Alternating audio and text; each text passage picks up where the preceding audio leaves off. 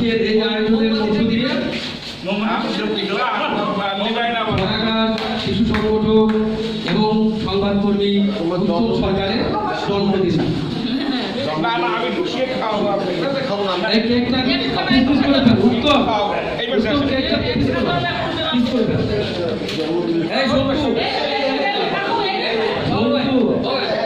কেকটা পিস করে ফেল।